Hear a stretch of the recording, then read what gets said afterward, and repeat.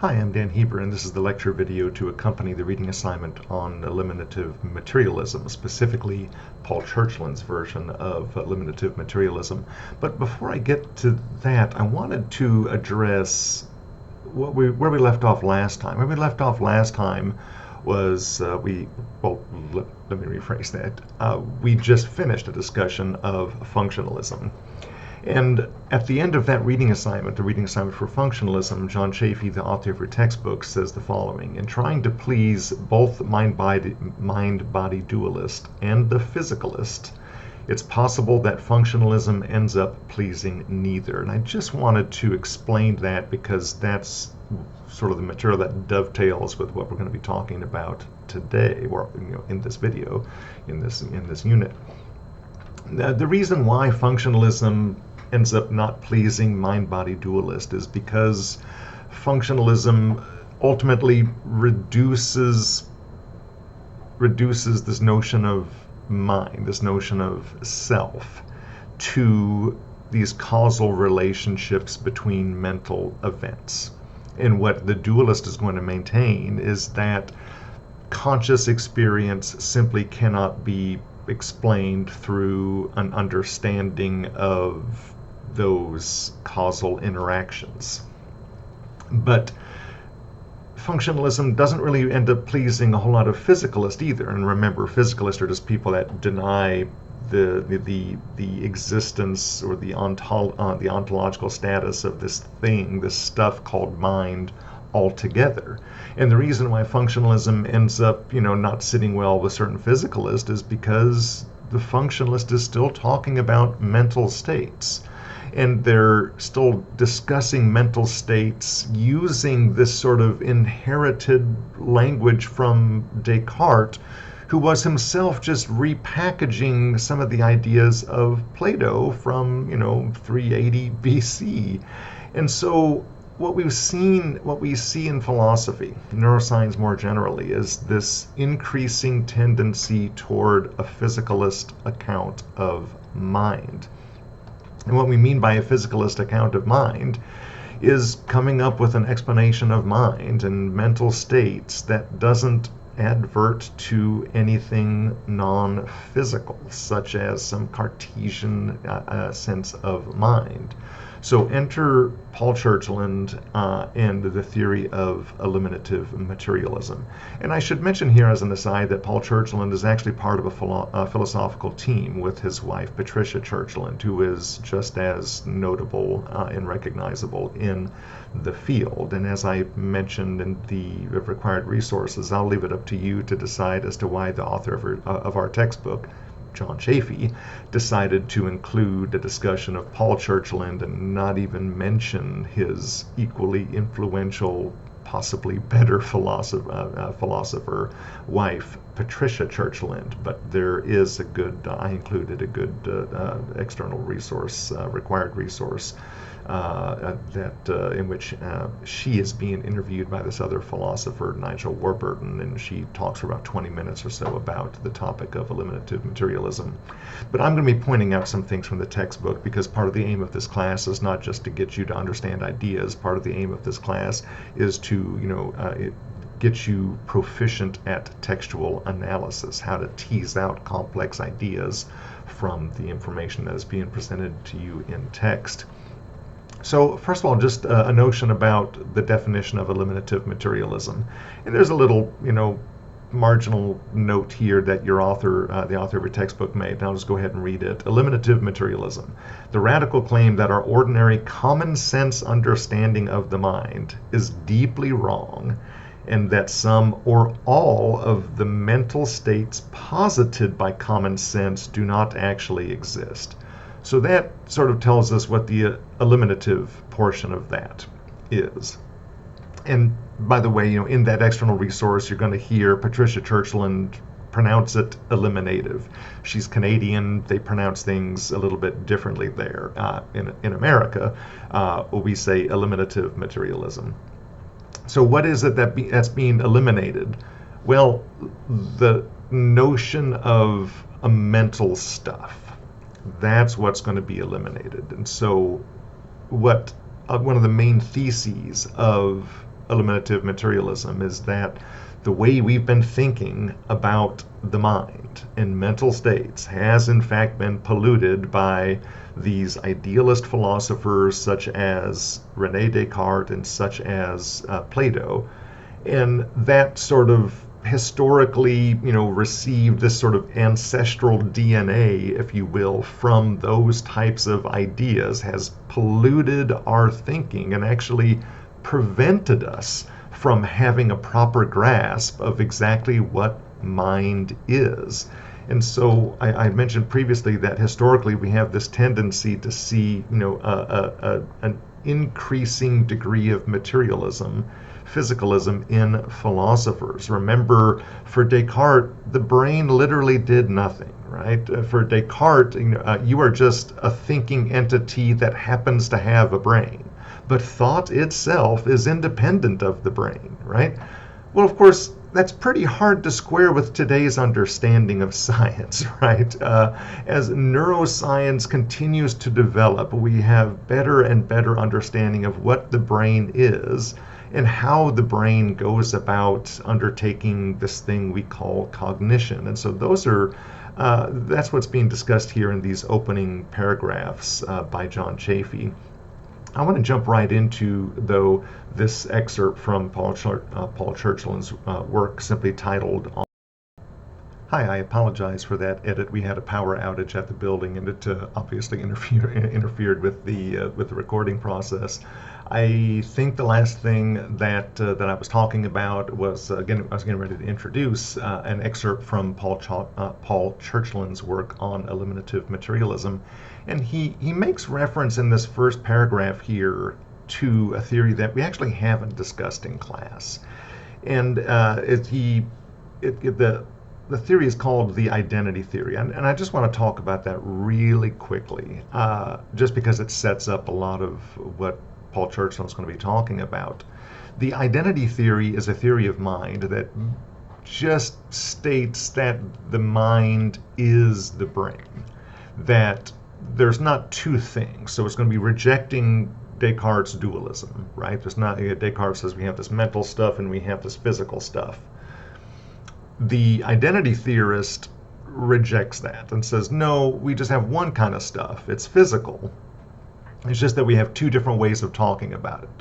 So what the identity theorist is saying is that anything which, whenever we talk about a mental event or a mental state, it is identical to some brain state, to some physical state. So whenever somebody says that they are depressed, we will refer to that sort of colloquially as a mental condition, right? A state of mind, if you will. But what the identity theorist says is that we can understand that. We're sort of using the language of the mental, but really what that language of the mental is doing is just describing this physical state, right? That's why pharmacological drugs work, is because the brain's physical. What's the source of the depression is not some non-material cogito that's floating around inside of you, right? Because if that was the source of it, then a pharmacological substance wouldn't have an effect on it, because pharmacological substances are physical substances. They're not ideal substances.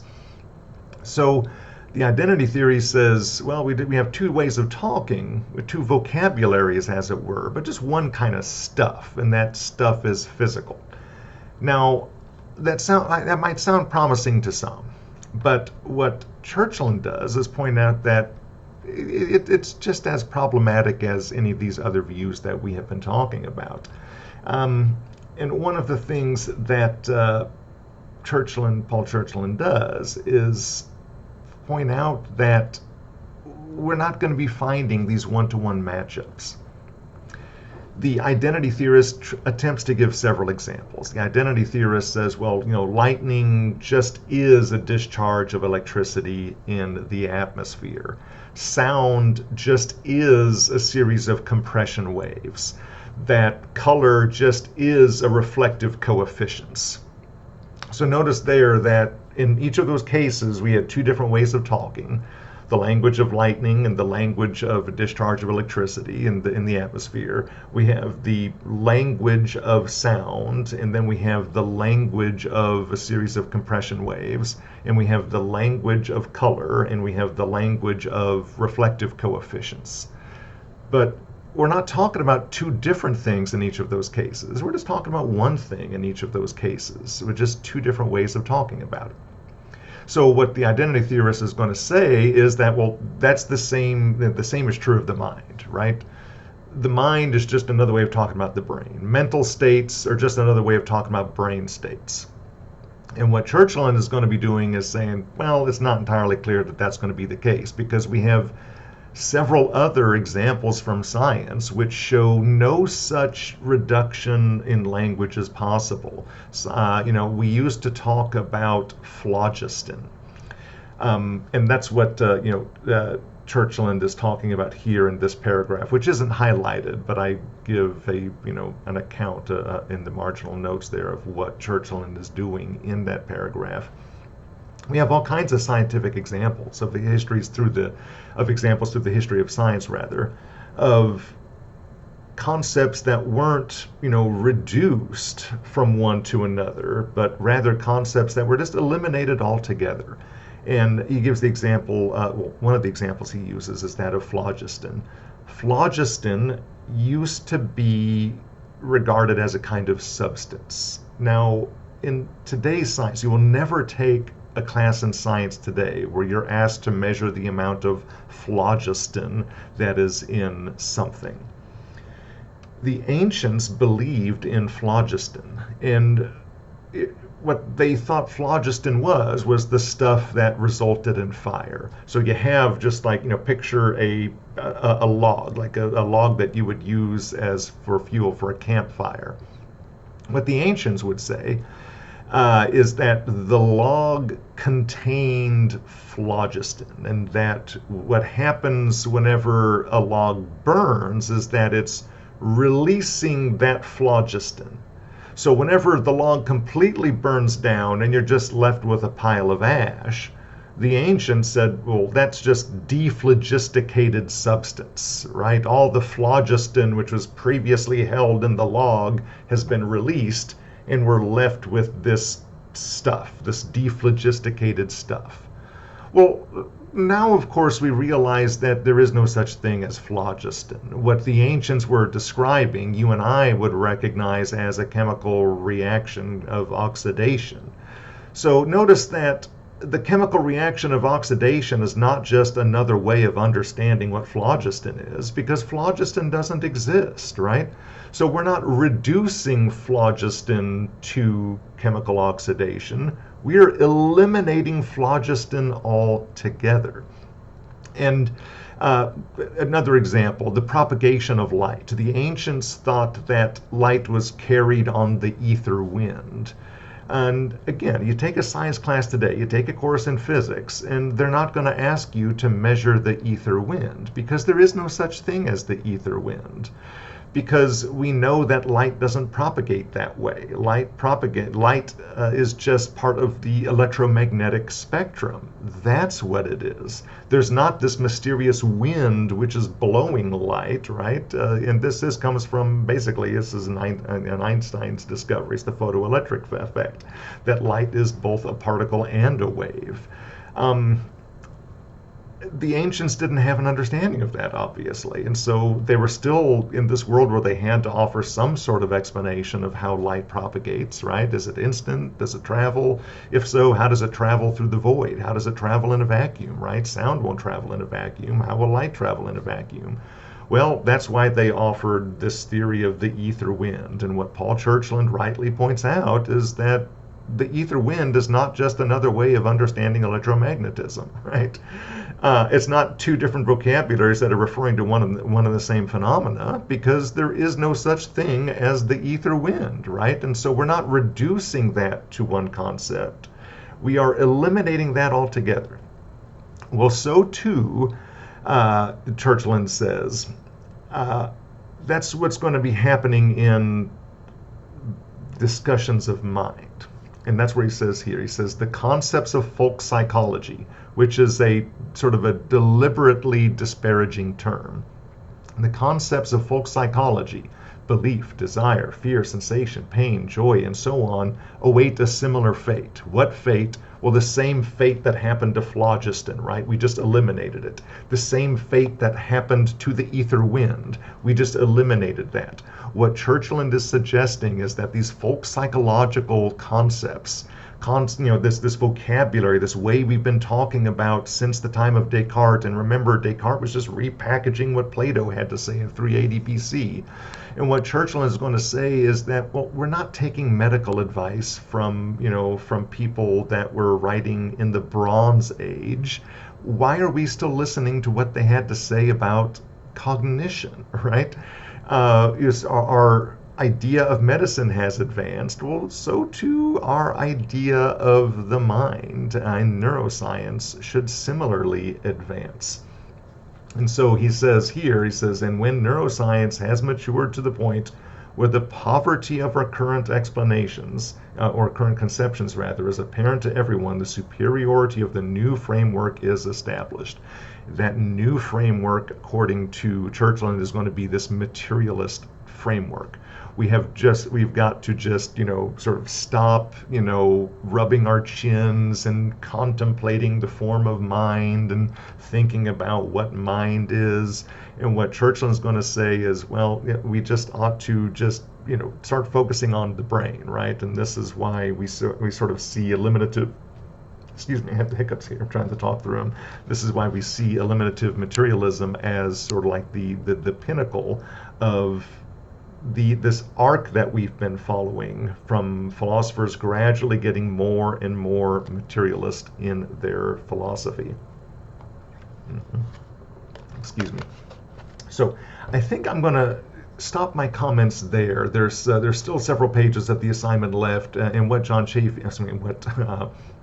Churchland is doing in those paragraphs is continuing to defend the theory of eliminative materialism, because if all those folks' psychological ideas are so obviously wrong according to Churchland, then why would they still continue to linger? Why do you have people in today's world still talk about mental events and mental states and the mind as if it's a thing?